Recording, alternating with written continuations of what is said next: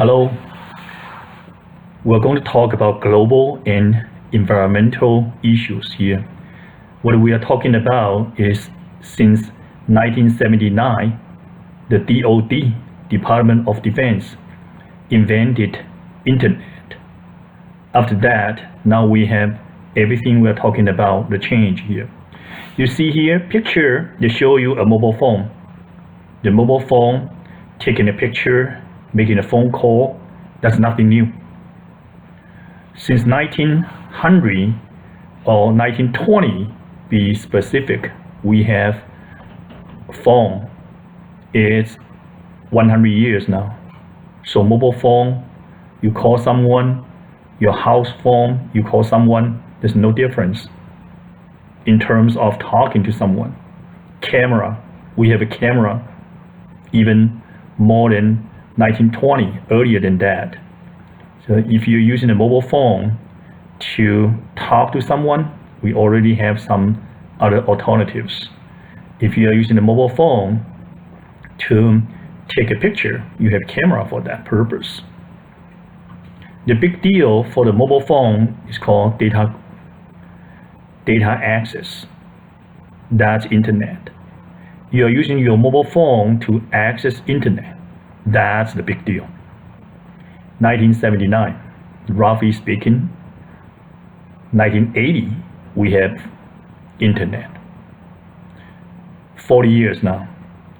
The internet really changed the world. Of course, the internet, you need to use a mobile phone to access internet or use a computer to access internet. We're talking about social and political change. They changed a lot of stuff. Long time ago, you're going to read a newspaper. Like in Dallas, they call Dallas Morning News. What does the morning got to do with you? Meaning, people typically every day in the morning, they read a newspaper to know what's happened yesterday. Today, with the use of mobile phone and computer to access internet, you don't see the news of yesterday. You see currently what happened. You see today's news. Newspaper talking about yesterday, what's happening yesterday. Internet can tell you what's happening right now. You don't have like 24 hours delay.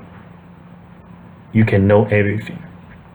The news reporter used to be trained and sent to certain site to capture the picture, to write the story and show it to you in a newspaper format. Today with the internet, you don't do that.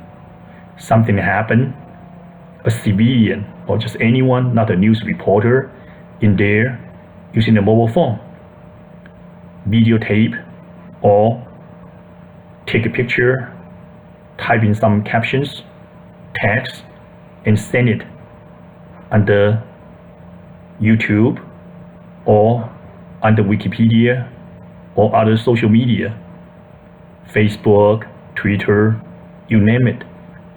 Then the rest of the world will know. This is a change here. The change here with the use, social and political change is we don't have 24 hours delay. And everyone can be a news reporter. As long as you have mobile phone, you have computer, you have internet connection, then anyone can be a news reporter. There are many people, thousands of people, they're reporting. You can be based on those thousands of reporting to know, well, most likely this is a real news. It's not fake news. A newspaper cannot play the gatekeeper's role anymore. If the newspaper was biased, then what can you do? How will you know? That's the only source you have. Today, you can have from people from all over the world to tell you what they see. Of course, we need to be careful about that. Some countries, some government may hire someone to produce fake news to fool you. Then you need to make a wise judgment about this is the real news, this is the fake news. The subtitle caption here says, mobile phone devices and social media have been used in various political demonstrations and uprisings. They can change. Back to the original. What you have here, picture, video, or something else, what's that? That's what we call info. And with the info, you can make some decision. That means intelligent here. People need to make a decision. Business people or even civilian, they need to make decision. Before internet, we are using newspaper to be based to make our decision.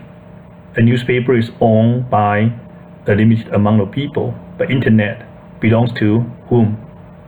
Belongs to nobody and belongs to everyone. So who owns the internet? Nobody and everybody. So this is a change here, big change. The digital divide. Now they are all used, this is showing you a picture here, they're using a computer to learn. The digital, we dump the analog, we go with the digital.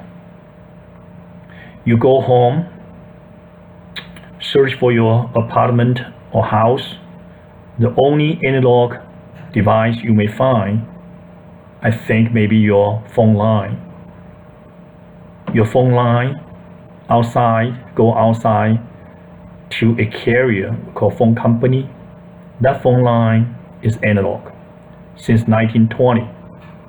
But many of you, including myself, we don't use home phone anymore. We are using our mobile phone. So that's analog device, even still there. I don't think you're going to go home or go back to your apartment and say, hey, this phone line going outside and nobody uses it, let me cut it here. That's not yours. That's belong to phone company. You cannot cut that phone line. You'll be in trouble. They call last mile. That's last mile device. It's not yours. So it's going to be there and idling most of the time because people dump their home phone, apartment phone, and use a mobile phone instead. The reason? You know the reason, right? Portability. You can carry your mobile phone. Wherever you go, you have it here. So that's nothing can comparing to your house phone. You don't have that kind of a portability. So just tell you the digital. We don't have analog anymore. We don't like analog. The quality is no good. One example is the TV. Long time ago, the TV channel, the TV provider, broadcaster, they broadcast in an analog format. That was like 15 or 20 years ago. Say 20 years ago, the government said mandated, means by law, all of the TV broadcasters, you have to change to digital, not analog anymore. With the change, we dump the analog signal. We send out that kind of signal we call microwave. We send out digital format. Then we have much more channel. If you're old enough, you may still remember how many TV channels we have. Let me count it for you. Channel 4, 5, 8, 11, 13, 27, 33. That's about it. Well, I think I'm old enough to know that. It's like about 10 channels. Today, you have like 30 channels or more, or 50 channels. With the use of digital, the signal, the microwave, they can be much more closer. They are limited frequency, spectrum, the term is. And with that, we can have higher density. We can have more channels. using TV as example. Used to be 10 channels, now it's 50 channels. And that's a win-win situation. Government have 40 extra channels. They did an auction, and you want to be a TV broadcaster, you buy one. And me, I want to watch 10 channels before, or 40, 50 channels right now. I'll go with the 40 or 50 channels right now. So it's a win-win-win situation among the government, the TV broadcasters, and the viewers. That's the beauty of digital. You're not going to see we are going back to analog anymore. Nope.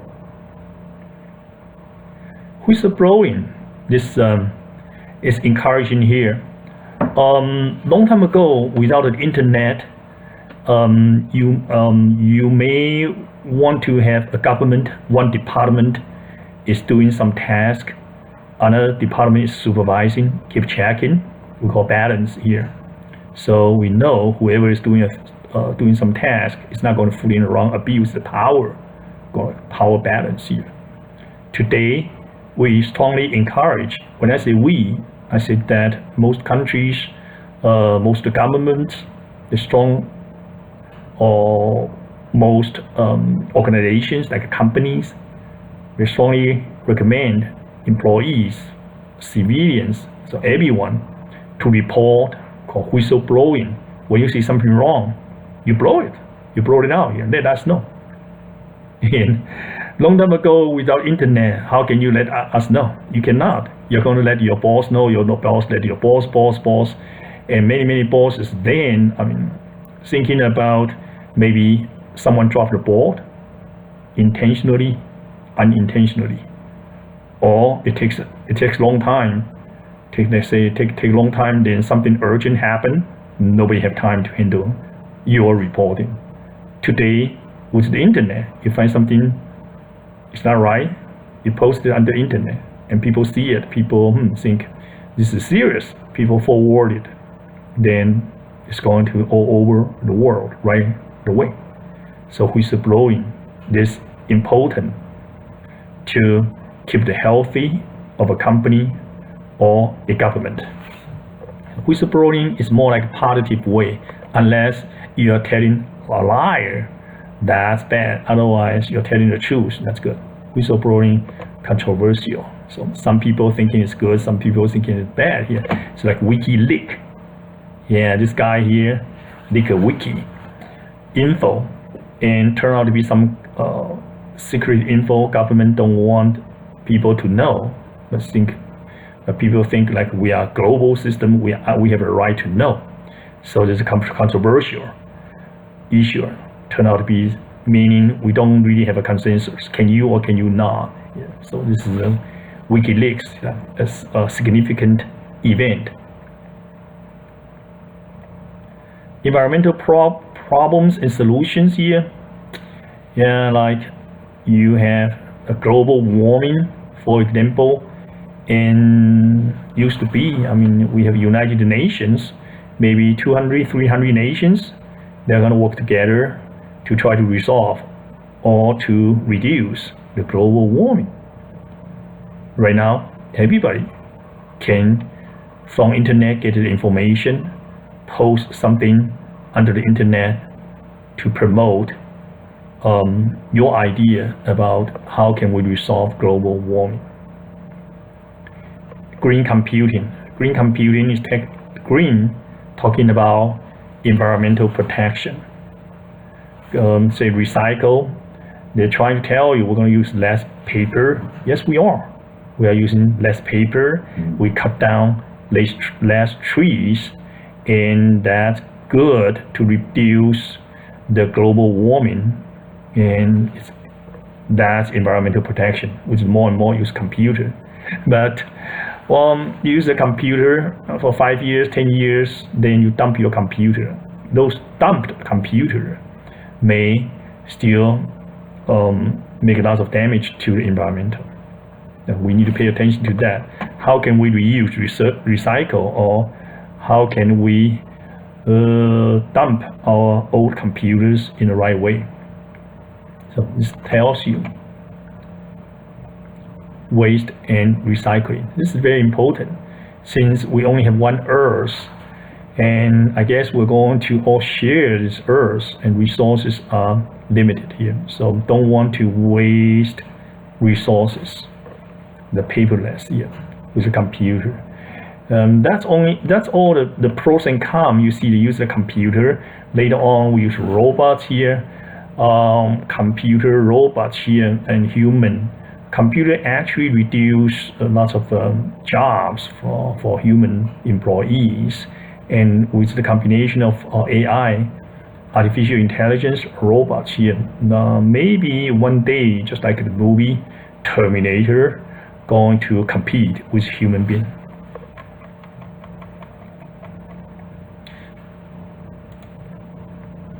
Talking about change at work. I still remember a long time ago when I first worked, that was about 30 years ago, 35 years ago. We don't really use a lot of internet, and we use a lot of paper 35 years ago. Today, at that time we have internet, but we don't use it a lot. Today we use a lot of internet, a computer, and soft copy, and something like that here.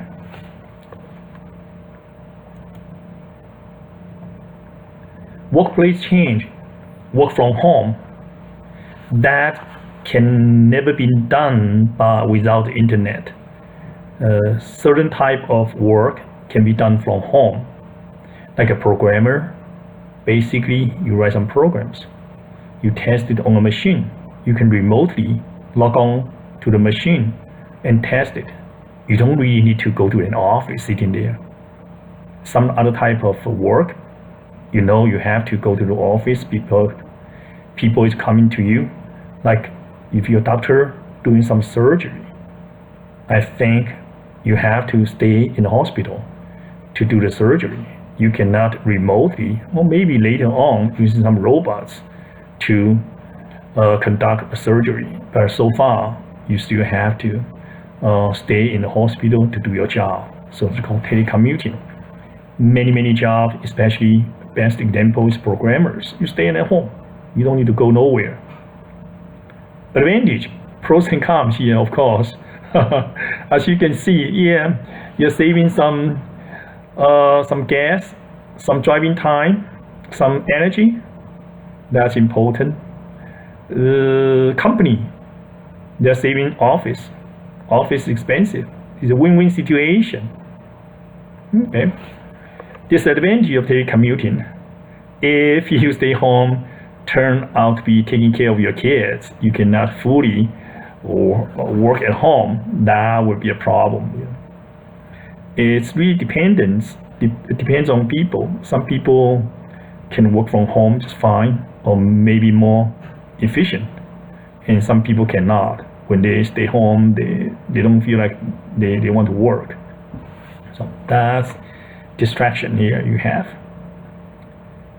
Employee availability here, that's talking about outsource. See here, that's like in some countries they have not do a lot of IT work.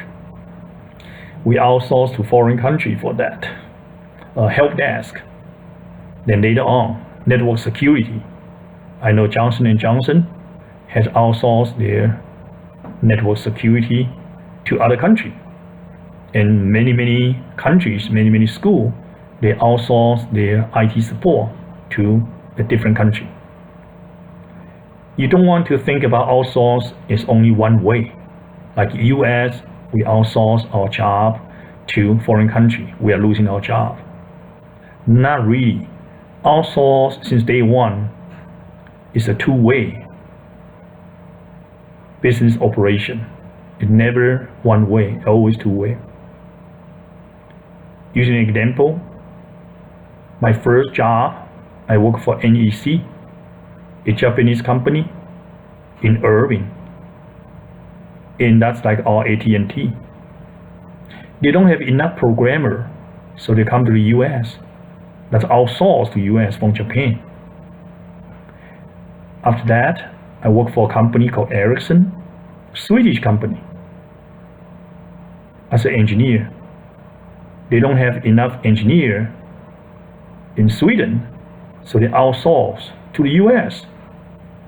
And from the US here, many of us were hired and work for a Swedish company. So outsource is never one way, always two way. If your interpretation about outsource is the US losing job, company move out to hire foreign employees, that's half the fact. Another half of the fact is other country, they come to the US and hire US people, employees here to work. Example, T-Mobile. You cannot tell me you don't know T-Mobile. T-Mobile is a German company. Would you say that's an outsource to here? T-Mobile. Many people employed by T-Mobile. That's not a US company, that's a German company. They come to here, they stay in German, they are all over the world. When they come to here, they outsource the job here. They cannot send out German guys to stay here, live in here, and work for them. Even they wanted to, they don't have enough people. So use local talents. That's what I'm talking. Outsourcing is always two-way. You just want to keep a balance here. You don't want to believe outsource just means we are losing jobs here. Not like that. That's something I would like to share with you